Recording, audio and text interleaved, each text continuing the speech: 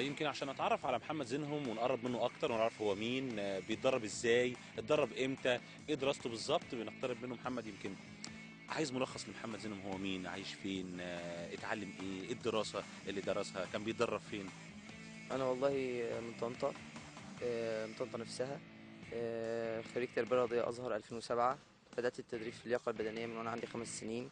بلعب لعبه اللي هي فن قتال الشوارع. والدي اتعلمها على ايد واحد من الجيش الاحمر الياباني، وطبعا بالطبع بينقلها لابنه يعني. والدي برضو درب فتره في الجيش المصري. يعني الحمد لله انا كالعاب قتاليه وكده الحمد لله انا كويس في اللي هي اللياقه البدنيه دي. انا اول جمهوريه فيها 6 سنين لياقه بدنيه. بدات العب اللعبه دي من وانا عندي 5 سنين. وانا عندي 5 سنين او 6 سنين تقريبا كنت بجيب 100 عدة الضغط. دلوقتي اللهم لك الف حمد وشكر ليك يا رب 2000 عدة في الساعة. 2200 عدة بطن في الساعة، بجري 56. اللهم لك الف حمد وشكر ليك يا رب، وصلت لمستوى عالي من اللياقة البدنية.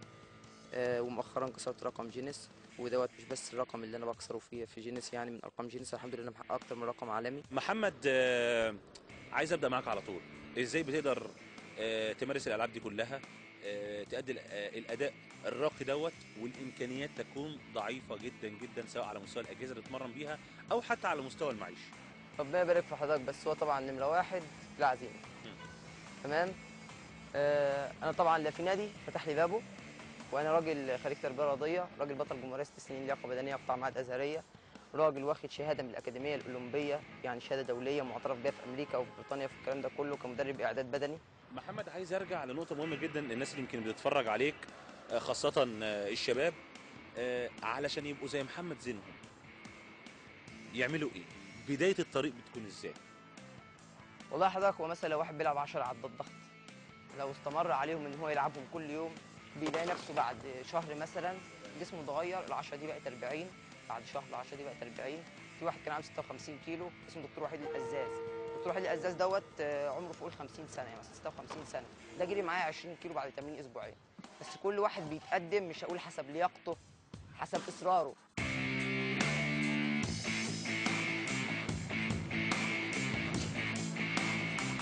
محمد، بمنتهى الصراحه، لو حد اتمرن في نفس الظروف الصعبه جدا اللي انت اتمرنت فيها على مدار حياتك، عدم وجود اجهزه متخصصه، عوامل الامن والسلامه مش متوفره، بتمارس الرياضه في اماكن مش مناسبه لممارسه الرياضه، شايف انها ممكن تطلع ابطال؟ شايف ان هم ممكن يبقوا زي محمد زينهم ولا صعب؟ انا اقول لحضرتك على حاجه. انا عن نفسي لو بعد اللي انا عملته دوت وبعد اللي انا بطالب بيه، يعني بقول بطوله في امريكا بتتعمل تبع البيت الابيض وهم ارقامهم اقل من ارقامي، وانا ممكن اروح اخد بطوله العالم في اللياقه البدنيه وعمال بنادي، فيا ترى حد هيسمع ولا محدش هيسمع؟ عمال بعمل ده كله وكسرت رقم في جينيس والرقم بتاعها 8 عدات في الدقيقه، وانا رحت عملت 46 عده في الدقيقه. ايه اللي مطلوب مني بعد كده عشان الناس تبتدي تبص لي؟ انا في حاجه انا ناقصه لسه ما عملتهاش؟ واخد دوره في الاعداد البدني وخريج تربيه رياضيه. اعتقد ان انا يعني في الحال اللي انا فيها دي او الحال اللي انا شايفها ان انا بعد شويه انا هبطل.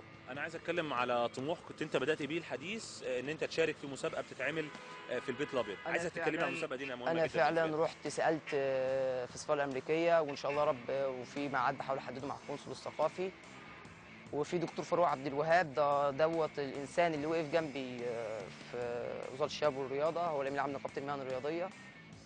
اتمنى ان هو بقى يكمل معايا المسيره، يعني ما يزهقش وما يملش ويكمل معايا الحاجه. يعني مش عايز دكتور فاروق يزهق او يمل، وبرضه هو كمان يكون صبور.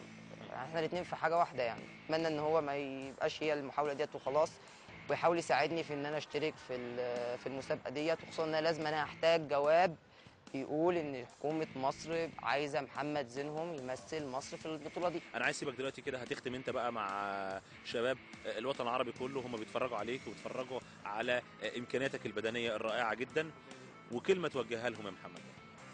جمهورك معاك. والله ان كنت حتى انا بقول انا يئست، بس برضه ان شاء الله ما يئستش، يعني برضه ان شاء الله هتني احارب، وبرضه ان شاء الله هتني احاول في الموضوع بتاعي ده مره واثنين وثلاثه وعشرة. وان شاء الله رب اقدر انشر اللعبه بتاعتي ديت. واي حد بيلعب رياضه حتى لو من غير مقابل انت بتلعبها لنفسك قبل اي شيء.